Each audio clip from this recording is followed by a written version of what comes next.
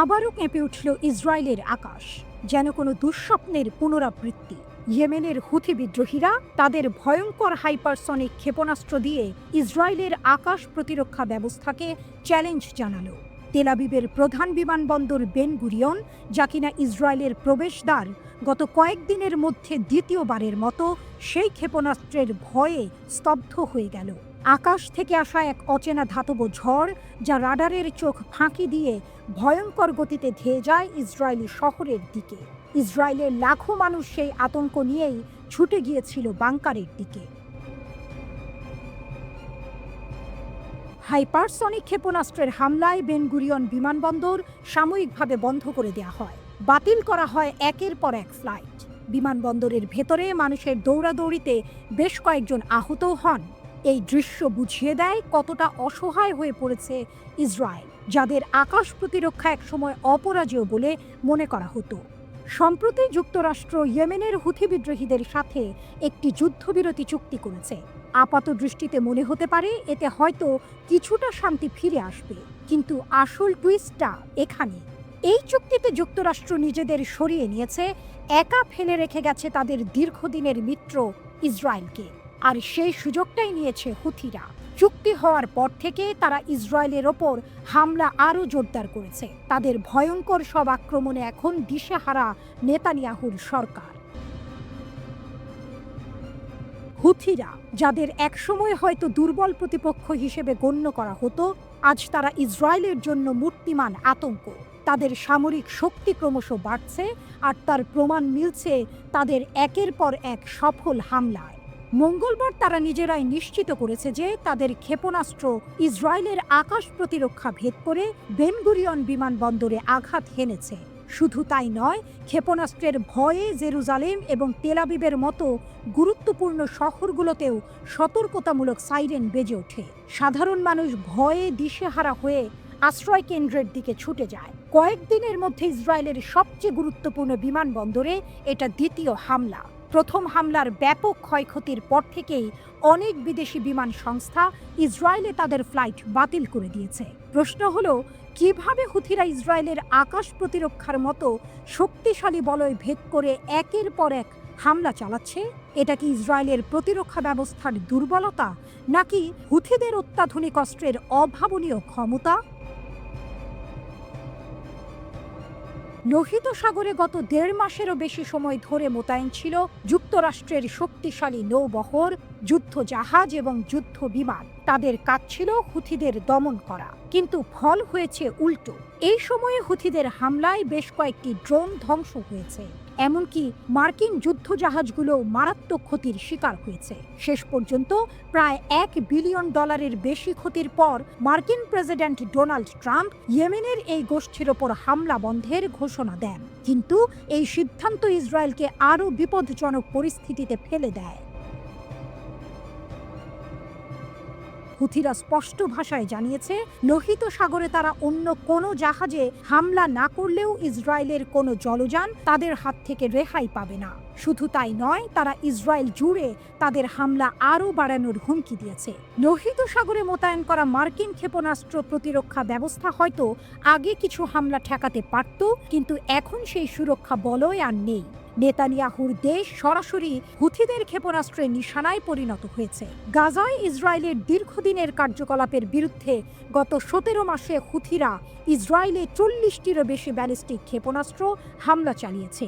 আর এখন যোগ হয়েছে হাইপারসনিক ক্ষেপণাস্ত্র এবং একের পর এক ড্রোন হামলা। হুথিদের এই ক্রমবর্ধমান শক্তি ইসরায়েলের জন্য এক গভীর উদ্বেগের কারণ হয়ে দাঁড়িয়েছে। তারা প্রমাণ করেছে, শুধু সংখ্যা বা আধুনিক অস্ত্র নয়, একটি সুসংগঠিত এবং দৃঢ়প্রতিজ্ঞ গোষ্ঠী যে কোনো শক্তিশালী প্রতিপক্ষের বিরুদ্ধেও রুখে দাঁড়াতে পারে। তেল আবিবে সাইরেন, আতঙ্ক আর আগুন ইসরায়েলকে কাঁপিয়ে দিল হুথিদের ক্ষেপণাস্ত্র। মধ্যরাতে নির্জনতায় হঠাৎ বাজে সাইরেন, তেল আবিবের আকাশ কাঁপে, বেন গুরিয়ন বিমানবন্দর থমকে দাঁড়ায়। ইসরায়েলের বুকে আবারও বিস্ফোরণ। ইয়েমেনে হুথি যোদ্ধারা ফের প্রমাণ করল, দূরত্ব তাদের কাছে কোনো বাধা নয়, প্রতিশোধ তাদের ধর্ম। শুক্রবার পার্স টুডে জানিয়েছে ইয়েমেনি সশস্ত্র বাহিনী তেল আবিবের অন্যতম গুরুত্বপূর্ণ এলাকা বেন গুরিয়ন বিমানবন্দরে একটি ব্যালিস্টিক ক্ষেপণাস্ত্র ছুড়ে মারে। সেই সঙ্গে ইয়েফা নামের একটি প্রাণঘাতী ড্রোন তেল আবিবের আরও একটি কৌশলগত লক্ষ্যবস্তুতে আঘাত হানে। ইয়েমেনি বাহিনীর মুখপাত্র ব্রিগেডিয়ার জেনারেল ইয়াহিয়া সারি স্পষ্ট জানান, এই হামলা গাজায় ইসরায়েলের গণহত্যার জবাব। এই আঘাত, এই আগুন ফিলিস্তিনের রক্তের দাম। তিনি দাবি করেন, ব্যালিস্টিক ক্ষেপণাস্ত্রটি সরাসরি লক্ষ্যবস্তুতে আঘাত করেছে। ইসরায়েলের যে প্রতিরক্ষা ব্যবস্থা থার্ড সহ এতদিন গর্বের বিষয় ছিল, তা একবারে ভেঙে পড়ে। থার্ড, যা যুক্তরাষ্ট্রের সবচেয়ে আধুনিক প্রতিরক্ষা ব্যবস্থা, হুথিদের ক্ষেপণাস্ত্র ঠেকাতে পারেনি। ইয়েমেনের পাহাড় থেকে 2000 কিলোমিটার দূরত্ব পেরিয়ে এই আঘাত যেন একটাই বার্তা দেয়, ইসরায়েল, তুমি নিরাপদ নও। এই হামলার পর প্রায় 1 ঘন্টার জন্য বেন গুরিয়ন বিমানবন্দর সম্পূর্ণ বন্ধ করে দেওয়া হয়। পুরো তেল আবিব এবং আশেপাশের 200টিরও বেশি এলাকায় সাইরেন বেজে ওঠে। ইসরায়েলি মিডিয়া জানায়, লক্ষ লক্ষ মানুষ ছুটে যায় আশ্রয় কেন্দ্রে। আতঙ্ক, বিভ্রান্তি আর বিশৃঙ্খলায় ভরে ওঠে শহর। তেল আবিবে বড় ধরনের বিস্ফোরণের কথা নিশ্চিত করেছে ইয়েমেনি সূত্র। ইসরায়েলি গোয়েন্দা সংস্থা এখন তদন্ত করছে কিভাবে এত দূর থেকে এমন সুনির্দিষ্ট ও সফল হামলা সম্ভব হলো। এটা এমন এক সময় ঘটল যখন হুথি নেতৃত্বাধীন সানা সরকার স্পষ্ট জানিয়ে দিয়েছে, ইসরায়েলি রাষ্ট্রের বিরুদ্ধে তাদের অবরোধ অব্যাহত থাকবে। আকাশপথ ও সমুদ্রপথে নিষেধাজ্ঞা কঠোর করা হবে। বিশ্বের বিভিন্ন বিমান সংস্থাকে সতর্ক করা হয়েছে যেন তারা ইসরায়েলের দখলকৃত অঞ্চলে ফ্লাইট বন্ধ করে দেয়। ইতিমধ্যেই জার্মানির লুফথানসা ঘোষণা দিয়েছে 18 মে পর্যন্ত তেল আবিবে তাদের সব ফ্লাইট স্থগিত থাকবে। ইয়েমেনের রাজধানী সানার আল সাবাইন স্কোয়ারে ফিলিস্তিনিদের সমর্থনে মিলিত হয় লাখো ইয়েমেনি। এই সমাবেশে তারা দাবি করে, গাজাকে সমর্থন করা শুধু রাজনৈতিক দায়িত্ব নয়, বরং তা ঐশ্বরিক বিজয়। মার্কিন ড্রোন হামলার মাঝেও তারা পিছিয়ে যায়নি, বরং আরও প্রতিজ্ঞা করেছে ইহুদিবাদী শাসন ব্যবস্থাকে ইতিহাসের পাতায় ঠেলে দেবে তারা। ওমানের মধ্যস্থতায় মার্কিন যুক্তরাষ্ট্র ও ইয়েমেনের মধ্যে যুদ্ধবিরতি হলেও হুথিরা স্পষ্ট করেছে, এই চুক্তি ইসরায়েলকে রক্ষা করে না। ইসরায়েলের বিরুদ্ধে তাদের প্রতিরোধ চলবে যতক্ষণ না গাজায় হত্যা বন্ধ হয়। ইসরায়েলের নিরাপত্তা বিশ্লেষক হিলাল বিটান রোজেন বলেন, এই ঘটনা থার্ড প্রতিরক্ষা ব্যবস্থার দ্বিতীয় ব্যর্থতা। তিনি বলেন, ইসরায়েলের মাথা ব্যথা এখন প্রতিটি হুথি ক্ষেপণাস্ত্র। সাবেক যুদ্ধমন্ত্রী আভিগডর লিবারম্যান রীতিমতো হতাশ। তিনি ক্ষুব্ধ হয়ে বলেন, যুদ্ধের পর 1 বছর 7 মাস কেটে গেছে এবং প্রতিদিন লাখ লাখ ইসরায়েলি আশ্রয় কেন্দ্রে ছুটে যাচ্ছে। বিরোধী দলীয় নেতা ইয়ার ল্যাপিডো ইয়েমেনি অবকাঠামোর ওপর তাৎক্ষণিক আক্রমণের আহ্বান জানিয়েছেন এবং নেতানিয়াহু সরকারকে ভয় এবং গড়িমসি করার অভিযোগ করেছেন। ইহুদিবাদী সাংবাদিক ডোরন কাদোসো মার্কিন যুক্তরাষ্ট্র এবং ইয়েমেনের মধ্যে সাম্প্রতিক যুদ্ধবিরতির কথা উল্লেখ করেছেন এবং এই আক্রমণকে ইসরায়েলকে একা ফেলে রাখার ফলাফল বলে মনে করছেন। এবং একই সঙ্গে তিনি লিখেছেন, প্রতিটি ছোড়া ক্ষেপণাস্ত্রের মধ্যে ইসরায়েলের সমস্যা আছে। হুথিরা আবারও দেখিয়ে দিল, তারা কোনো অঞ্চলের সীমানায় আটকে নেই। তারা শত্রুকে তার ঘরে গিয়ে আঘাত হানতে জানে। তাদের হৃদয়ে আছে প্রতিশোধের অগ্নিশিখা।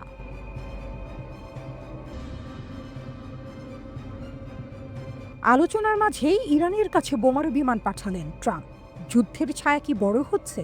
আলোচনা চলছে, কূটনীতির দরজায় যেন নতুন সম্ভাবনার আলো। কিন্তু সেই আলো ঢেকে যাচ্ছে। ঠিক যেন ইরান ও মার্কিন যুক্তরাষ্ট্রের মধ্যে পারমাণবিক আলোচনা এগিয়ে চলছে, তখনই ট্রাম্প প্রশাসনের একটি চাঞ্চল্যকর পদক্ষেপ, ইরানের ঘাড়ের কাছে বোমারু বিমান পাঠানো। প্রশ্ন উঠেছে, আলোচনা ব্যর্থ হলে কি ইরানে হামলার প্রস্তুতি নিচ্ছে যুক্তরাষ্ট্র? ভারত মহাসাগরের বুকে থাকা ডিয়েগো গার্সিয়া বিমান ঘাঁটিতে ইতিমধ্যেই মোতায়েন করা হয়েছে একাধিক মার্কিন বোমারু বিমান। এই ঘাঁটিতে এখন অবস্থান করছে 6টি B-2 স্টিলথ বোমারু বিমান এবং 4টি B-52 স্ট্র্যাটোফোর্ট্রেস বিমান। একটি নতুন উপগ্রহ চিত্র নিশ্চিত করেছে আরও 2টি B-52 বিমান সেখানে এসে পৌঁছেছে। ওপেন সোর্স বিশ্লেষক MT অ্যান্ডারসন প্রথমে 2টি B-52 বিমান শনাক্ত করেন, এরপর এক্সে একটি আপডেট পোস্ট করে তা জানান। এই বোমারু বিমানের উপস্থিতি বিশেষ করে ইরানের সঙ্গে চলমান উত্তেজনার প্রেক্ষাপটে স্পষ্ট করে তুলে ধরছে ওয়াশিংটনের ক্রমবর্ধমান আক্রমণাত্মক কৌশল ও দূরপাল্লার হামলা চালানোর সক্ষমতা। B-52H স্ট্র্যাটোফোর্ট্রেস বিমানগুলো এমনভাবে নির্মিত যা মহাদেশ পেরিয়ে পারমাণবিক বোমা এবং কিউজ জ্যাসম ক্ষেপণাস্ত্র বহনে সক্ষম। ডিয়েগো গার্সিয়া থেকে ইরান যে কোনো সময় লক্ষ্যবস্তুতে পরিণত হতে পারে। রয়টার্সের প্রকাশিত চিত্র দেখা যাচ্ছে, ডিয়েগো গার্সিয়া ঘাঁটিতে 6টি B-2 স্টিলথ বোমারু বিমানের উপস্থিতিও নিশ্চিত করা হয়েছে। এই ঘাঁটিতে অতিরিক্ত বিমান মোতায়েনের নজির আগেও আছে। হুথি বিদ্রোহীদের ওপর হামলার সময় চলতি বছরের মার্চ মাসেই এই ঘাঁটিতে অতিরিক্ত মার্কিন বিমান মোতায়েন করা হয়েছিল। এই সামরিক উত্তেজনার সময়টাও যেন কাকতালীয় নয়। এই মুহূর্তে ইরান ও যুক্তরাষ্ট্রের মধ্যে যে পারমাণবিক আলোচনা চলছে তা নতুন করে শুরু হলেও ভঙ্গুর ও অনিশ্চিত। এই প্রেক্ষাপটে ডিয়েগো গার্সিয়ায় মার্কিন সামরিক ঘাঁটির সক্রিয়তা নতুন করে ইরানের সম্ভাব্য হামলার জল্পনাকে উস্কে দিয়েছে। এর আগে একটি ঘনিষ্ঠ সূত্রের বরাত দিয়ে প্রতিনিধি স্টিভ উইটকফ i24 নিউজকে জানান, ওয়াশিংটনে ইরানের প্রতি গভীর হতাশা বিরাজ করছে। তারা জানায়, ইরান আলোচনা চালিয়ে গেলেও আমেরিকা যে সামরিক বিকল্প তুলে রেখেছিল তা আবার আলোচনা টেবিলে ফিরে আসতে পারে, কারণ ইরান কোনো উল্লেখযোগ্য অগ্রগতি দেখাতে পারছে না।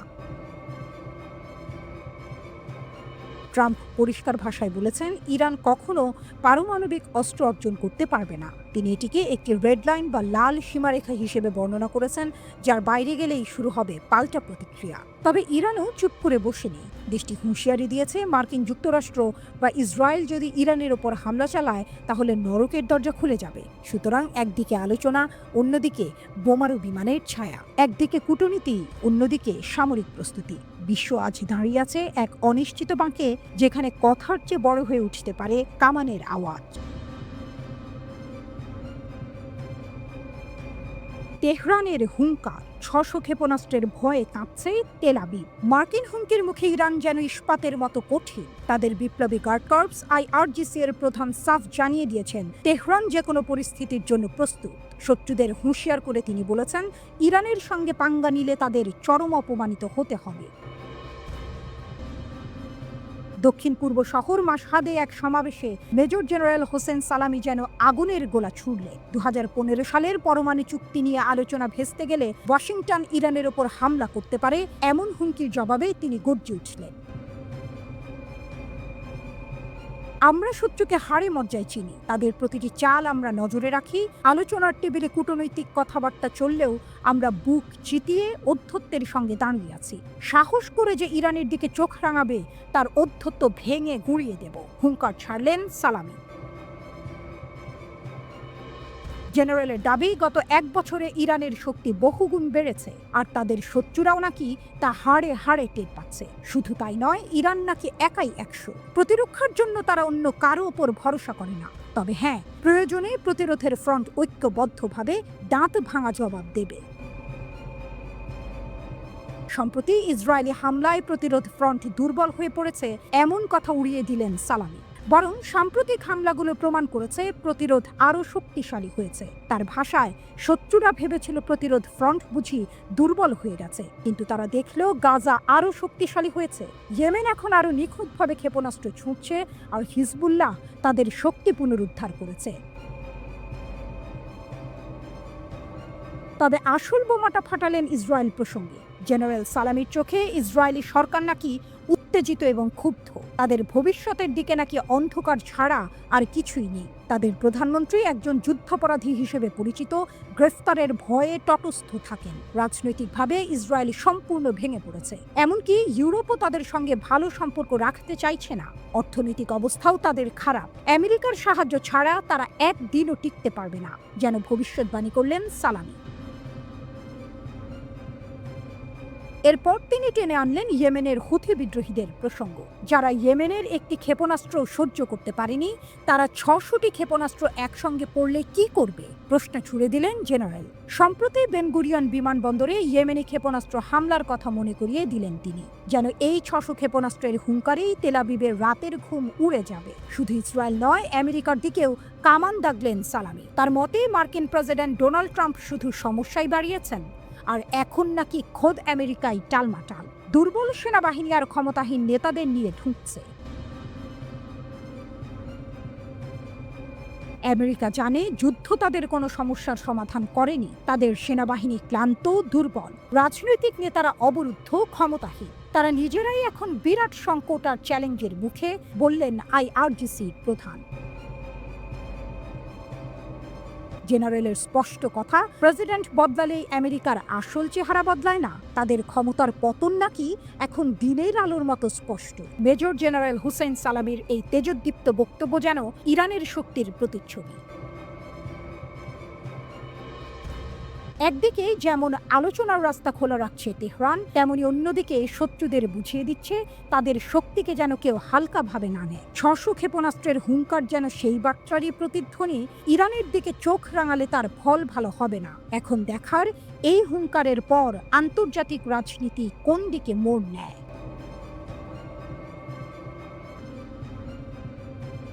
মরু ঝড়ে টাকার ঝলকানি, অস্ত্রের ঝনঝনানি। মরুভূমির বুকে তখন পড়ন্ত বিকেল, লালচে আভা ছুঁয়ে যাচ্ছিল রিয়াদের আকাশ। ঠিক সেই সময়েই ঘটল এক ঐতিহাসিক ঘটনা।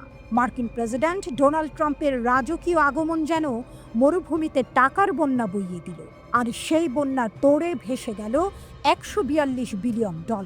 হ্যাঁ, ঠিকই শুনেছেন, $14,200 কোটি বিশাল অস্ত্র চুক্তি। যুক্তরাষ্ট্র আর সৌদি আরবের মধ্যে বন্ধুত্বের হাত আরও শক্ত হলো, তবে সেই বন্ধনে কি মিশে রইল যুদ্ধের গন্ধ? মঙ্গলবার রিয়াদের সৌদি মার্কিন বিনিয়োগ ফোরাম সাক্ষী থাকল এক মেগা চুক্তির। যুবরাজ মোহাম্মদ বিন সালমানের পাশে দাঁড়িয়ে ট্রাম্প যেন ক্ষমতার নতুন সমীকরণ লিখলেন। শুধু অস্ত্র বিক্রি নয়, আরও $600 বিলিয়ন বিনিয়োগের প্রতিশ্রুতিও এলো সৌদি আরবের পক্ষ থেকে। যুবরাজ তো বলেই দিলেন আগামী কয়েক মাসে এই অঙ্ক $1 ট্রিলিয়ন পৌঁছতে পারে। ভাবুন একবার, কত টাকার খেলা! হোয়াইট হাউস এই চুক্তিকে বলছে ইতিহাসের সবচেয়ে বড় সামরিক সরঞ্জাম বিক্রির চুক্তি। 5টি বিশাল খাতে ভাগ করা হয়েছে এই কারবার। আকাশপথে শক্তি বাড়ানো, ক্ষেপণাস্ত্রের সুরক্ষা, নৌ আর উপকূলের নিরাপত্তা, সীমান্ত পাহারা আর স্থলবাহিনীকে অত্যাধুনিক করে তোলা। শুধু অস্ত্র বিক্রি করেই ক্ষান্ত নয় আমেরিকা। সৌদি সেনাদের প্রশিক্ষণ আর তাদের সামরিক শিক্ষা প্রতিষ্ঠানের উন্নয়নের দায়িত্বও নিয়েছে তারা, যেন একেবারে হাতে ধরে শিখিয়ে পড়িয়ে যুদ্ধের জন্য তৈরি করবে তাদের বন্ধুদের। বাদ যায়নি কৃত্রিম বুদ্ধিমত্তা, গ্যাস টারবাইন আর উড়োজাহাজের মতো আধুনিক প্রযুক্তিও। চুক্তি সইয়ের পর ট্রাম্পের মুখে যেন মধু ঝরছিল। মোহাম্মদ বিন সালমানকে তিনি অসাধারণ একজন মানুষ বলে দিলেন, সৌদি আরবকে বললেন চমৎকার জায়গা, আর এখানকার মানুষদের আখ্যা দিলেন চমৎকার বলে। তবে এই মিষ্টি কথার আড়ালে যে কাঁটা লুকিয়ে, তা বুঝতে বাকি নেই কারো। এত বিপুল পরিমাণ অস্ত্রের ঝনঝনানি কি শান্তির বার্তা দেয়, নাকি মধ্যপ্রাচ্যের আকাশে আরও ঘন কালো মেঘের আনাগোনা? সৌদি আরব সফরের পর ট্রাম্পের কাতার আর সংযুক্ত আরব আমিরাত যাওয়ার কথা, তবে তার মধ্যপ্রাচ্য সফরে ব্রাত্য রাখা হয়েছে পুরনো বন্ধু ইসরায়েলকে। এই সিদ্ধান্তে ইতিমধ্যেই প্রশ্ন উঠতে শুরু করেছে, ট্রাম্পের চোখে এখন কার পাল্লা ভারী?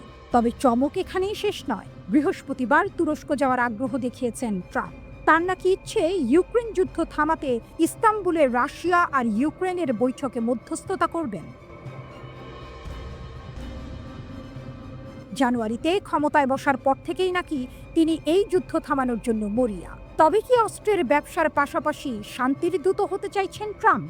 এই টুইস্ট কিন্তু বেশ ইন্টারেস্টিং। তবে মধ্যপ্রাচ্য সফরে ইরানের পারমাণবিক প্রকল্প নিয়ে যে আলোচনা হবে, সে কথা ট্রাম্প আগেই জানিয়ে দিয়েছেন। কিছুদিন আগেই ওমানের মাস্কাটে আমেরিকা আর ইরানের প্রতিনিধিদের মধ্যে এ নিয়ে বৈঠকও হয়েছে। আর ট্রাম্পের হুঁশিয়ারি, কূটনৈতিক পথে সমাধান না হলে সামরিক পদক্ষেপ নিতেও নাকি তিনি পিছপা হবেন না। একদিকে এত বিশাল অস্ত্রের চুক্তি, অন্যদিকে যুদ্ধের হুঙ্কার। মধ্যপ্রাচ্যের পরিস্থিতি যেন এক আগ্নেয়গিরির উপর দাঁড়িয়ে। অন্যদিকে এই চুক্তির ফলে আমেরিকার অর্থনীতি যে চাঙ্গা হবে, তাতে কোনো সন্দেহ নেই। সৌদি আরব তো এমনিতেই আমেরিকার অস্ত্রের সবচেয়ে বড় খদ্দের। তবে প্রশ্ন উঠছে, এই বিপুল পরিমাণ অস্ত্র শেষ পর্যন্ত কোথায় ব্যবহার হবে? ইয়েমেনের রক্তক্ষয়ী যুদ্ধ কি আরও দীর্ঘায়িত হবে, নাকি এই অস্ত্র মধ্যপ্রাচ্যের ক্ষমতার ভারসাম্যে নতুন কোনো পরিবর্তন আনবে? 2018 সালে সাংবাদিক জামাল খাশোগি হত্যাকাণ্ড নিয়ে যখন আমেরিকা আর সৌদি আরবের সম্পর্কে চিড় ধরেছিল, তখন অনেকেই ভেবেছিলেন বুঝি সব শেষ। এমনকি বাইডেনও প্রেসিডেন্ট পদপ্রার্থী থাকার সময় সৌদি আরবকে একঘরে করার কথা বলেছিলেন। কিন্তু ক্ষমতার সমীকরণ বড়ই অদ্ভুত। পুরনো তিক্ততা ভুলে গিয়ে আবার হাতে হাত মিলিয়েছে দুই দেশ। গত বছর থেকেই ফের সৌদি আরবে ধ্বংসাত্মক অস্ত্র বিক্রি শুরু করেছে আমেরিকা। আর এবার ট্রাম্পের হাত ধরে সেই বন্ধুত্ব যেন আরও গাঢ় করল। ট্রাম্পের ভাষায় যুক্তরাষ্ট্র সৌদি আরব আজ তাদের সম্পর্ক আগের যে কোনো সময়ের চেয়ে আরও বেশি শক্তিশালী করার পদক্ষেপ নিয়েছে। তবে এই শক্তিশালী বন্ধন মধ্যপ্রাচ্যের জন্য কতটা শক্তি বয়ে আনবে, সেটাই এখন দেখার। গাজাবাসীর ভবিষ্যৎ নিয়েও ট্রাম্প কথা বলেছেন বটে। সিরিয়ার উপর থেকে নিষেধাজ্ঞা তুলে নেওয়ার ঘোষণা দিয়েছেন, ইরানের সঙ্গেও নাকি চুক্তি করতে চান। কিন্তু এত সব কথার মাঝে অস্ত্রের ঝনঝনানি যেন অন্য সুর শোনাচ্ছে। মোট কথা, ডোনাল্ড ট্রাম্পের সৌদি আরব সফর যেন এক নতুন দিগন্ত উন্মোচন করল। টাকার পাহাড় আর অস্ত্রের সম্ভার নিয়ে দুই দেশের বন্ধুত্ব আরও মজবুত হলো। তবে এই বন্ধুত্বের পরিণতি কি হবে? মধ্যপ্রাচ্যের আকাশে শান্তি নামবে? পাকিস্তানের পর এবার চীনের সঙ্গে যুদ্ধের আশঙ্কায় কি কাঁপছে ভারত? পাকিস্তানের উত্তেজনার আগুন নিভতে না নিভতেই আরেক দিক থেকে ছুটে এলো নতুন সংকেত। এবার হিমালয়ের কোলে অরুণাচল প্রদেশ ঘিরে ভারতকে চেপে ধরেছে এক অপ্রতিরোধ প্রতিপক্ষ, চীন। নাম বদলে অঞ্চল নিজের করে নেওয়ার চেষ্টায় নেমেছে বেইজিং। আর এতে করে ভারতের রাজনৈতিক মহলে শুরু হয়েছে নতুন এক ঝড়। কাশ্মীরের উত্তেজনা না কমতেই এবার অরুণাচলের মাটি উথলে উঠেছে উত্তেজনায়। বেইজিংয়ের ছায়া এখন হিমালয়ের কোলে। সম্প্রতি চীন অরুণাচলের বেশ কিছু এলাকা নিজেদের মানচিত্রে যুক্ত করে নতুন নতুন নাম দিয়েছে। ভারতের পক্ষ থেকে স্পষ্ট বার্তা, নাম পাল্টালেই এই ভূখণ্ড চীনের হয়ে যাবে না। অরুণাচল ভারতের অবিচ্ছেদ্য অংশ, জানিয়ে দিয়েছে মোদীর সরকার। পররাষ্ট্র মন্ত্রণালয়ের মুখপাত্র রণধীর জয়সওয়াল একে বলেছেন চূড়ান্ত উস্কানি। তবে সমস্যার শুরু আজ নয়, বহু বছর ধরেই অরুণাচল প্রদেশকে নিজেদের বলে দাবি করে আসছে চীন। শুধু দাবি নয়, সুযোগ পেলেই সেখানকার কিছু কিছু অংশে আস্তে আস্তে দখলদারিও চালাচ্ছে তারা। গেল বছর চীন অন্তত ৩০টি নতুন নাম ঘোষণা করে এই রাজ্যের বিভিন্ন স্থানের জন্য। ভারতের গণমাধ্যম বলছে এই তালিকা আরও লম্বা হয়েছে এবার। শুধু মানচিত্রে নাম নয়, এবার অরুণাচলের বুকে সেনা ঘাঁটি বানাচ্ছে চীন। যুদ্ধের জন্য প্রস্তুতি নিচ্ছে বেইজিং। ভারত দাবি করেছিল চীন সীমান্ত থেকে সেনা কমাবে, কিন্তু বাস্তবে দেখা যাচ্ছে ঠিক উল্টো চিত্র। চীন এখন অরুণাচল সীমান্তে আরও শক্ত অবস্থান তৈরি করছে, নির্মাণ করছে সামরিক ঘাঁটি। প্রতিরক্ষা বিশেষজ্ঞদের আশঙ্কা, পাকিস্তানের সঙ্গে ভারতের সংঘাতের সুযোগ নিয়ে পূর্ব ফ্রন্টে হামলার প্রস্তুতি নিচ্ছে চীন। আর এর মাঝেই ভারতের কপালে আরও চিন্তার ভাঁজ ফেলেছে একটি প্রকল্প। তিব্বতের ব্রহ্মপুত্র নদে বিশ্বের সবচেয়ে বড় বাঁধ নির্মাণ করছে চীন। অরুণাচলের জলসম্পদকে নিয়ন্ত্রণে নেওয়ার এই উদ্যোগ ভারতকে গভীর উদ্বেগে ফেলেছে। ২০১৯ সালে চীন সীমান্তে একটি অস্থায়ী ব্রিজ তৈরি করে পরের বছর তারা দিবং জেলায় ঢুকে পড়ে। এরপর পূর্ব লাদাখে চীনা সেনাদের আগ্রাসনে উত্তাল হয় গোটা ভারত। গালওয়ান উপত্যকায় প্রাণ যায় বেশ কিছু ভারতীয় সেনা। পরবর্তীতে অনেক বৈঠক, অনেক ঘোষণা, কিন্তু মাঠে ফলাফল শূন্য। বরং চীন ধাপে ধাপে আরও শক্ত ঘাঁটি গড়ে তুলছে। চীনের শক্তির ছায়া দিনে দিনে দীর্ঘ হচ্ছে। সামরিক বাজেটে চীন ভারতকে বহু আগেই ছাড়িয়ে গেছে। চীনের হাতে রয়েছে হাইপারসনিক মিসাইল, আধুনিক ড্রোন আর বিশ্বের অন্যতম বড় নৌবাহিনী। ভারতের তুলনায় আকাশপথেও তারা ঢের এগিয়ে। বিশ্লেষকরা বলছেন ভারতের অভ্যন্তরীণ সামরিক কাঠামো এখন খানিকটা নড়বড়ে। পাকিস্তানের সঙ্গে সাম্প্রতিক উত্তেজনায় ভারতের দুর্বলতা ফুটে উঠেছে, আর এই সুযোগটাই নিচ্ছে বেইজিং। একদিকে পাকিস্তান, আরেকদিকে চীন, দুই দিক থেকেই চাপ বাড়ছে ভারতের উপর। এই মুহূর্তে অরুণাচল শুধু একটি রাজ্য নয়, এটি হয়ে উঠেছে ভারত চীন প্রতিদ্বন্দ্বিতার নতুন রণক্ষেত্র। কূটনৈতিক চাপ, মানচিত্র যুদ্ধ, সেনা ঘাঁটি, বাঁধ নির্মাণ, সব মিলে এই হিমালয় পাদদেশে যেন জমে উঠেছে এক অঘোষিত যুদ্ধের প্রস্তুতি।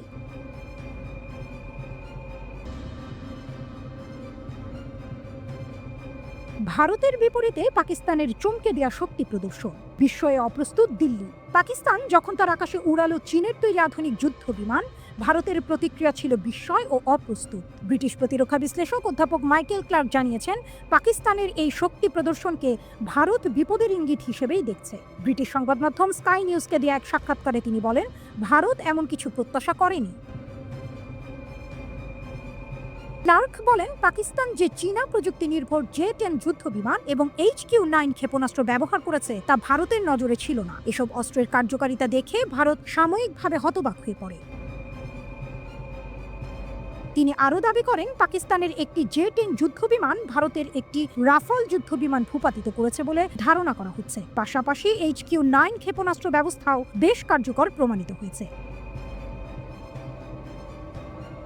ক্লার্কের মতে পাকিস্তান চীনা প্রযুক্তির সঙ্গে নিজেদের দক্ষতা মিশিয়ে যে সামরিক প্রস্তুতি দেখিয়েছে তা ভারতের জন্য বিস্ময়ের কারণ হয়েছে। এছাড়া পাকিস্তানের ব্যবহৃত HQ-9 এন্টি এয়ারক্রাফট ক্ষেপণাস্ত্র ব্যবস্থা অত্যন্ত কার্যকর বলেই প্রমাণিত হয়েছে বলে জানান ক্লার্ক।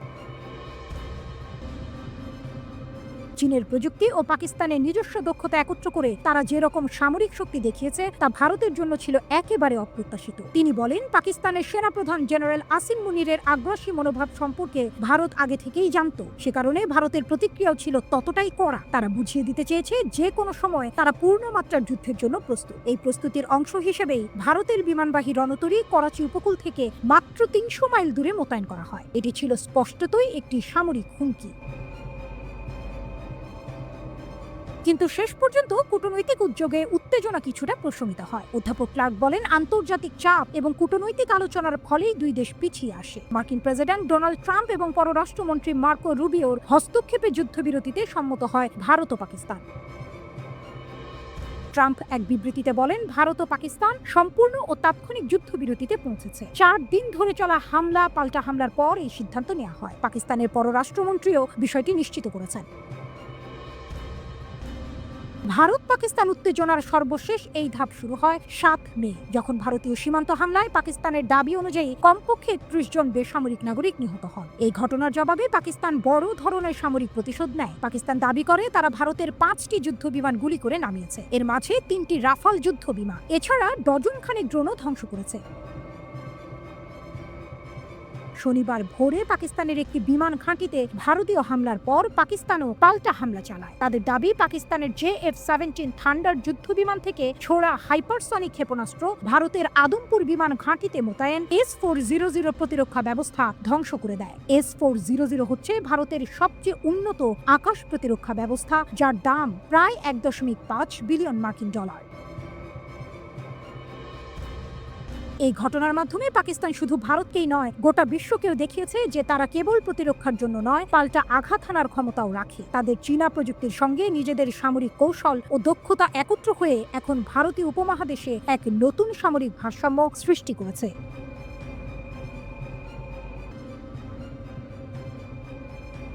CNN এর একজন রিপোর্টার নিক রবার্টসন রিপোর্ট করছিলেন। নিক রবার্টসন পাকিস্তান ভারত যুদ্ধবিরতির বিস্তারিত তথ্য শেয়ার করেছেন। এটা ভারতের জন্য খুবই বিব্রতকর। নিক রবার্টসন টিভিতে ইন্টারভিউ দেওয়ার সময় বলেছেন যে বেশ কয়েকদিন ধরে সারা বিশ্ব ভারত ও পাকিস্তানের মধ্যে যুদ্ধবিরতির চেষ্টা করছিল, কিন্তু সফল হয়নি। এরপর ভারত পাকিস্তানের এয়ারবেজে হামলা করে। ভারতীয় হামলার পর পাকিস্তান ভারতের ওপর অবিরাম ক্ষেপণাস্ত্র বর্ষণ করে এবং পাকিস্তানি ক্ষেপণাস্ত্র হামলার পর ভারত আলোচনার টেবিলে বসতে বাধ্য হয় এবং পাকিস্তানের ক্ষেপণাস্ত্র হামলায় ভারতকে পিছু হটতে বাধ্য করে। আমেরিকার পররাষ্ট্র দপ্তর সৌদি আরব ও তুর্কি কর্মকর্তাদের সাথে যোগাযোগ করে। সৌদি ও তুর্কি কর্মকর্তাদের সাথে যোগাযোগের পর কূটনৈতিকভাবে বিষয়টি সমাধান হয় এবং যুদ্ধবিরতি সম্ভব হয়। ভারতে যুদ্ধবিরতি চেয়েছিল।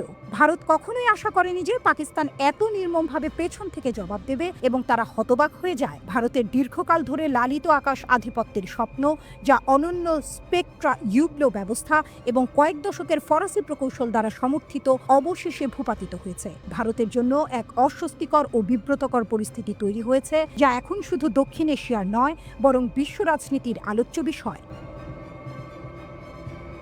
পশ্চিমা বিশ্লেষকেরা হতবাক। ভারত যে কৌশলগত ভুল করেছে তার পরিণতি এখনই দেখা যাচ্ছে। একদিকে ফ্রান্সের সঙ্গে ভারতের প্রতিরক্ষা চুক্তিগুলোর ভবিষ্যৎ এখন অনিশ্চিত হয়ে গেছে, অন্যদিকে চীন সবকিছু চুপচাপ দেখে যাচ্ছে, কিন্তু সেই নীরবতা ভেতরে ভেতরে বিদ্রুপে ভরা। যেন চীন বলছে, বলেছিলাম তো। এমনকি আন্তর্জাতিক গণমাধ্যম ব্লুমবার্গও বলেছে এটি আসলে চীন ও পাকিস্তানের একটি সমন্বিত যৌথ যুদ্ধের সরাসরি উদাহরণ। মোদী সরকার এতদিন ধরে যে কৌশল অনুসরণ করেছে তার মূল ধারণা ছিল আধিপত্য টাকার বিনিময়ে কেনা যায়, কিন্তু বাস্তবতা দেখিয়েছে আধিপত্য তৈরি করতে হয় মাঠে, আকাশে, সমুদ্রে, প্রযুক্তিতে এবং মননে। কেবল রাফাল কিনেই আধিপত্য পাওয়া যায় না। এখন দেখা যাচ্ছে সেই রাফাল নির্মাতা ফ্রান্সের দাসল্ট এভিয়েশনের শেয়ার মূল্য স্থবির হয়ে পড়েছে। পক্ষান্তরে চীনের প্রতিরক্ষা শিল্পের শেয়ার, বিশেষ করে এভিআইসি এবং চেংডু এয়ারক্রাফট কোম্পানির মূল্য এখন আকাশ ছোঁয়া। আধিপত্য মানে শুধু বড় মুখে কথা বলা নয়, আধিপত্য মানে বাস্তব শক্তি, বাস্তব নিয়ন্ত্রণ, তথ্য প্রযুক্তির আধিপত্য। আধিপত্য মানে সিস্টেমে শ্রেষ্ঠত্ব, মানে command, control, communication, computer, intelligence, surveillance আর রেকনেসান্সের নিরবিচ্ছিন্ন আধিপত্য। এইখানেই ভারত পিছিয়ে গেছে। পাকিস্তান ভারতকে কেবল যুদ্ধক্ষেত্রে হারায়নি, পাকিস্তান ভারতের পুরো নেটওয়ার্ককে পেছনে ফেলে দিয়েছে। এটা শুধু আকাশে যুদ্ধের গল্প নয়, এটা একটি মেসেজ। ভারতকে বলা হচ্ছে আকাশটা পাল্টে গেছে। এই যুদ্ধের কোনো ঘোষণা নেই, নেই সীমানা, নেই শব্দ। এটা এক নতুন ধরনের আধিপত্য, যেটা অদৃশ্য, নিঃশব্দ, কিন্তু ভয়ঙ্কর। এটাই এখন দক্ষিণ এশিয়ার নতুন বাস্তবতা। মোদির আধিপত্য কেনা যায় মতবাদ ইতিহাসের পাতা হয়ে যাচ্ছে। ভারত হয়তো অর্থ খরচ করে যুদ্ধ বিমান কিনতে পেরেছে, কিন্তু যুদ্ধক্ষেত্রে আধিপত্য তা তো কিনে পাওয়া যায় না, লড়াই করে অর্জন করতে হয়। চীনের হেলমেটের নিচে এখন হাসি, পাকিস্তানের মাটিতে এখন আত্মবিশ্বাস, আর ভারতের আকাশে কেবল এক প্রশ্ন: আমরা কি আসলেই প্রস্তুত ছিলাম?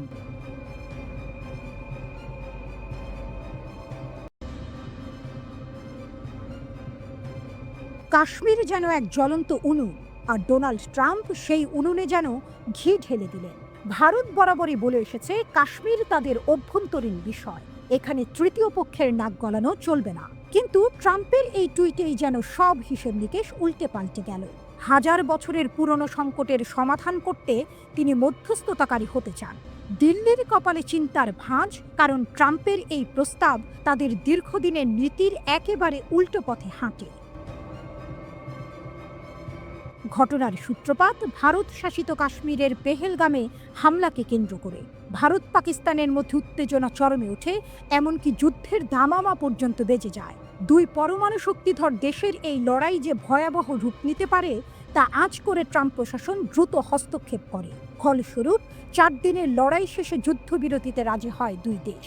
কিন্তু এখানেই শেষ নয়, ট্রাম্পের হাজার বছরের মন্তব্য যেন নতুন এক বিতর্কের জন্ম দেয়। ভারতের জন্য পরিস্থিতি আরও জটিল করে তোলে মার্কিন পররাষ্ট্রমন্ত্রী মার্কো রুবিওর একটি বক্তব্য। তিনি বলেন, শুধু যুদ্ধবিরতি নয়, নিরপেক্ষ স্থানে আলোচনার জন্যও রাজি হয়েছে ভারত ও পাকিস্তান। ব্যাস, আগুনে ঘি পড়ল। ভারত বরাবরই পাকিস্তানের সঙ্গে আলোচনায় বসতে নারাজ। তাদের অভিযোগ পাকিস্তান সন্ত্রাসবাদে মদদ দেয়। আর রুবিওর এই মন্তব্যে কংগ্রেসের মতো বিরোধী দলগুলো সরকারের কাছে জবাব চাইতে শুরু করে। আমরা কি তৃতীয় পক্ষের হস্তক্ষেপের দরজা খুলে দিয়েছি? কংগ্রেসের চেয়ারম্যান জয়রাম রমেশের এই প্রশ্ন যেন দিল্লির অস্বস্তির কারণ হয়ে দাঁড়ায়। ভারত বরাবরই বলে এসেছে কাশ্মীর তাদের অবিচ্ছেদ্য অংশ, কিন্তু ইতিহাস বলে যখনই দ্বিপক্ষীয় আলোচনা ভেস্তে গেছে তখনই তৃতীয় পক্ষের হস্তক্ষেপ অনিবার্য হয়ে উঠেছে। অতীতেও বহুবার বাইরের দেশগুলো ভারত পাকিস্তান উত্তেজনা কমাতে গুরুত্বপূর্ণ ভূমিকা রেখেছে। এবারও ট্রাম্পের হস্তক্ষেপে যুদ্ধ থামল, কিন্তু ট্রাম্পের মধ্যস্থতার প্রস্তাব যেন এক নতুন ধাঁধা তৈরি করল। পাকিস্তানের কাছে অবশ্য এই প্রস্তাব যেন মেঘ না চাইতেই বৃষ্টি। ইসলামাবাদের centre for research and security স্টাডিজের নির্বাহী পরিচালক ইমতিয়াজ গুল বলেন, ভারতের সঙ্গে পারস্পরিক আস্থার অভাব থাকায় পাকিস্তান বরাবরই তৃতীয় পক্ষের মধ্যস্থতা চেয়েছে।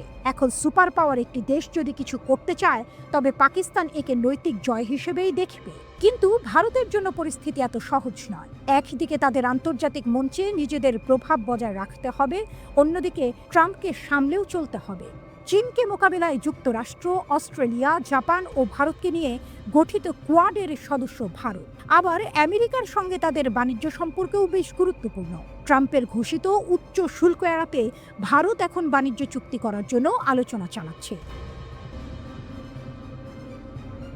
1947 সালে দেশভাগের পর থেকেই কাশ্মীর নিয়ে ভারত পাকিস্তানের মধ্যে টানাপোড়েন চলছে। 2019 সালে জম্মু ও কাশ্মীরের বিশেষ মর্যাদা তুলে নেওয়ার পর ভারতের অবস্থান আরও কঠোর হয়েছে। কিন্তু ট্রাম্পের আমলে আমেরিকার নীতিতে পরিবর্তন এলে ভারতের জন্য পরিস্থিতি আরও জটিল হয়ে উঠতে পারে।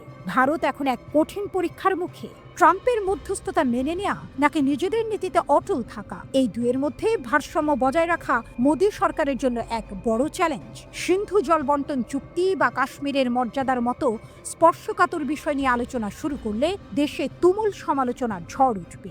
মোদী ভালো করেই জানেন এটা একটা ফাঁদ। তাই ভারত এখন এক সরু দড়ির উপর দিয়ে হাঁটছে।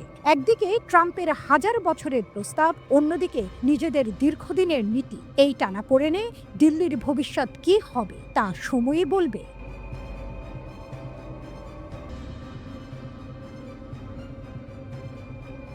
পাকিস্তানিরা দাবি করছে পাকিস্তানের বড় বিজয়, আর ভারতের মুখে শক্ত চপেটাঘাত। গত কয়েকদিন ধরে ভারত ও পাকিস্তানের মধ্যে উত্তেজনা চরমে উঠেছিল। ভারত প্রথমে হামলার অজুহাতে পাকিস্তানের বিরুদ্ধে বিমান হামলা চালায়, কিন্তু পাকিস্তান শক্তিশালী জবাব দিয়ে ভারতকে লজ্জাজনক পরাজয়ের মুখে ফেলে দিয়েছে। পুরো পাকিস্তান আনন্দে উদ্বেলিত, কারণ পাকিস্তান শুধু নিজের সীমানা রক্ষাই করেনি, বরং ভারতকে এমন একটি শিক্ষা দিয়েছে যা তারা কখনো ভুলবে না। ভারতের অপপ্রচার ও পাকিস্তানের জবাব। পাকিস্তানি সংবাদ মাধ্যমের দাবি, ভারতীয় মিডিয়া এবং নেতারা দিনরাত পাকিস্তানের বিরুদ্ধে মিথ্যা প্রচারণা চালিয়েছে। তারা দাবি করেছিল যে তারা জঙ্গি ক্যাম্প ধ্বংস করেছে, কিন্তু বাস্তবে তারা শুধু পাকিস্তানের খালি জঙ্গলে বোমা ফেলেছে। পাকিস্তান বিমান বাহিনী তখন জবাব দেয়, ভারতের 2টি যুদ্ধ বিমান ধ্বংস করে এবং একজন পাইলটকে বন্দী করে। মার্কিন প্রেসিডেন্ট ডোনাল্ড ট্রাম্প যখন ভারত পাকিস্তানের মধ্যে যুদ্ধবিরতির ঘোষণা দিলেন, তখন ভারতীয় মিডিয়ার অবস্থা কেমন হলো? তারা হয়তো হতাশায় চিৎকার করতে লাগলো, এ কি হলো? আমরা তো পাকিস্তানকে শেষ করে দেব বলে কথা দিয়েছিলাম। কিন্তু বাস্তবতা হলো ভারতের পরাজয় স্পষ্ট। 5টি যুদ্ধ বিমান হারিয়েছে। পাকিস্তান ভারতের 5টি যুদ্ধ বিমান ভূপাতিত করেছে, যার মধ্যে একটি MI-17 হেলিকপ্টার নিজেদের ভুলেই ফেলেছে ভারতীয়রা। 2 এয়ার ডিফেন্স সিস্টেম ধ্বংস।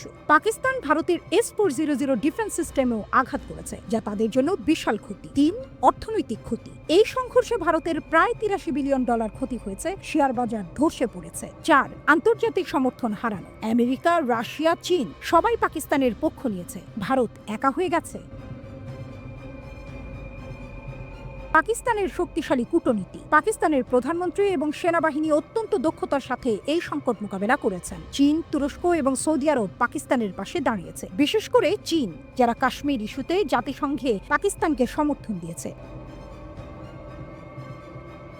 ভারতীয় মিডিয়ার লজ্জাজনক ভূমিকা। ভারতীয় মিডিয়া মিথ্যা খবর ছড়িয়ে জনগণকে বিভ্রান্ত করেছে। তারা পাকিস্তানি ভূখণ্ড দখল করার স্বপ্ন দেখিয়েছিল, কিন্তু শেষ পর্যন্ত ভারতই লজ্জায় মুখ লুকিয়েছে। শনিবার রাতে ভারত অভিযোগ করেছে, পাকিস্তানের সঙ্গে যুদ্ধবিরতি ঘোষণা হওয়ার কয়েক ঘন্টার মধ্যেই একাধিক জায়গায় তার লঙ্ঘন করেছে পাকিস্তান। তবে যুদ্ধবিরতি লঙ্ঘনের অভিযোগ অস্বীকার করেছেন পাকিস্তানের তথ্যমন্ত্রী আতাউল্লাহ তারার। জাতির উদ্দেশ্যে দেয়া ভাষণে পাকিস্তানের প্রধানমন্ত্রী শেহবাজ শরীফ ভারতের সঙ্গে যুদ্ধবিরতিকে পাকিস্তানের ঐতিহাসিক বিজয় বলে দাবি করেছেন। আলোচনার মাধ্যমে পানি বণ্টন ও কাশ্মীর সহ বিতর্কিত বিষয়ে সমাধানের আশা করেছেন তিনি। যুদ্ধবিরতির ঘোষণা আসার আগ পর্যন্ত ভারত আর পাকিস্তানের সংঘর্ষ চরমে ওঠে শুক্রবার মধ্যরাতের পর থেকে। রাতভর ড্রোন হামলা ও গোলাবর্ষণের মাধ্যমে পাকিস্তান ও ভারতের মধ্যে সংঘর্ষ তীব্র হয়। পাকিস্তান জানায়, ভারত তাদের 3টি বিমান ঘাঁটিতে হামলা চালিয়েছে। এর জবাবে তারাও ভারতে একটি বিমান ঘাঁটি এবং অন্যান্য লক্ষ্যবস্তুতে আঘাত করেছে। ভারতের অপারেশন সিন্দুরের বদলা হিসেবে পাকিস্তান অপারেশন বানিয়ান মারসুস শুরু করার তথ্য জানায়। 2025 সালের 7 মে বুধবারের প্রথম প্রহরে পাকিস্তানের বিরুদ্ধে বড় ধরনের সামরিক অভিযান চালায় ভারত। এই অভিযানকে নাম দেওয়া হয় অপারেশন সিঁদুর। এতে অংশ নেয় ভারতের প্রায় 80টি যুদ্ধবিমান, ড্রোন ও মিসাইল। রাফাল, মিরাজ 2000, MiG-29 ও সুখোই 30 এমন সব অত্যাধুনিক এয়ারক্রাফট ছিল এই বহরে। কিন্তু ইসলামাবাদের প্রস্তুতির মুখে ভারতের আক্রমণ কার্যত ব্যর্থ হয়। পাকিস্তান চীনের তৈরি অত্যাধুনিক যুদ্ধবিমান J-10C এবং নিজস্ব JF-17 ব্যবহারের মাধ্যমে রক্ষা করে নিজের আকাশ। ভারতের ফ্রন্টলাইন আক্রমণ ভেঙে পড়ে। সেদিন আকাশেই ধ্বংস হয়ে যায় ভারতের 3টি রাফাল সহ মোট 5টি যুদ্ধবিমান। এই আকাশযুদ্ধকে দক্ষিণ এশিয়ার সবচেয়ে বড় আকাশযুদ্ধ বলে বর্ণনা করেছে মার্কিন সংবাদ মাধ্যম CNN। তাদের প্রতিবেদনে বলা হয়, 2 দেশের কমপক্ষে 140টি যুদ্ধ বিমান মুখোমুখি অবস্থানে ছিল সীমান্তের 2 পাশে। কেউ কারো চোখে পড়েনি, কারণ আকাশে তারা অনেক দূরত্ব বজায় রেখে চলছিল। কিন্তু এখানে ব্যবহৃত হয় বিয়ন্ড ভিজুয়াল রেঞ্জ বা BVR প্রযুক্তির লং রেঞ্জ মিসাইল। এই মিসাইল 160 কিলোমিটার দূর থেকে আঘাত হানতে সক্ষম। এই মিসাইল যুদ্ধেই পাকিস্তান 5ম প্রজন্মের চীনা J-10C ফাইটার জেট ব্যবহার করে ভারতের বিমান ধ্বংস করে দেয়। CNN জানায়, এই অভিযানে J-10C যুদ্ধ বিমান ছিল মূল চালিকা শক্তি। এর সাহায্যে ভারতের রাফাল ও অন্যান্য ফাইটার জেট ভূপাতিত হয়। এর মাধ্যমে দক্ষিণ এশিয়ার আকাশে শক্তির ভারসাম্যে বড় রকমের পরিবর্তন চলে আসে। পাকিস্তানের পররাষ্ট্রমন্ত্রী ইসাকদার জানান, ভারতীয় বিমানবহর ধ্বংসের পুরো সক্ষমতা পাকিস্তানের ছিল, তবে শুধুমাত্র হামলাকারী বিমানগুলোকেই লক্ষ্যবস্তু করা হয়। তাই 5টি যুদ্ধ বিমান ভূপাতিত হলেও বাকি বিমানগুলো ফিরতে পেরেছে। 2022 সালে পাকিস্তান চীনের কাছ থেকে অত্যাধুনিক জে-10C যুদ্ধ বিমান কেনে। এটি 4.5 জেনারেশনের মাল্টি-রোল ফাইটার জেট তৈরি করেছে চীনের চেংদু এয়ারক্রাফট কর্পোরেশন। এই বিমানকে বলা হয় ভিগোরাজ ড্রাগন, যার মধ্যে রয়েছে AESA রাডার, উন্নত অ্যাভিওনিক্স এবং দুর্দান্ত লক্ষ্যভেদী ক্ষমতা। পাকিস্তানের 15 নম্বর কোবরা স্কোয়াড্রন এই বিমান পরিচালনা করে। ভারতের বিরুদ্ধে এই জেট ব্যবহার করে PL-15 ইয়ার-টু-ইয়ার মিসাইল ছোড়া হয়। এই ক্ষেপণাস্ত্র চীন দ্রুত এক্সপ্রেস ডেলিভারিতে পাকিস্তানকে সরবরাহ করে, বিশেষ করে পেহেলগামের ঘটনার পর। এটি শব্দের চেয়ে 5 গুণ দ্রুতগামী এবং 200 থেকে 300 কিলোমিটার দূরত্ব পর্যন্ত নিখুঁতভাবে আঘাত করতে পারে। চীনের aviation industry corporation of China তৈরি করে এই মিসাইল, যা এখন চীনের এয়ার কমব্যাট কৌশলের অন্যতম মূল অংশ। CNN বলছে, এই সফল প্রতিরক্ষার মধ্য দিয়ে পাকিস্তান শুধু নিজের সীমান্ত রক্ষা করেনি, বরং পুরো দক্ষিণ এশিয়ার আকাশে এক নতুন বার্তা দিয়েছে। কাশ্মীর থেকে ইন্দো প্যাসিফিক সব জায়গায় এই শক্তি শত্রুদের জন্য সতর্কবার্তা হয়ে দাঁড়িয়েছে। এই লড়াইয়ে পাকিস্তান ভারতের তুলনায় এক ধাপ এগিয়েছে বলে মনে করেছে আন্তর্জাতিক বিশ্লেষকরা। পাকিস্তান প্রমাণ করেছে এটি এখন শুধু একটি পারমাণবিক শক্তিধর দেশ নয়, বরং আধুনিক প্রযুক্তি, দূরপাল্লার ক্ষেপণাস্ত্র এবং যুদ্ধ বিমানের মিশ্রণে একটি দুর্ধর্ষ আকাশ শক্তিও। আর ভারতের জন্য এই পরাজয় শুধু একদিনের যুদ্ধহানির ব্যর্থতা নয়, এটি একটি বড় কৌশলগত ধাক্কা। পাকিস্তান কি তবে এশিয়ার নতুন সুপার পাওয়ার?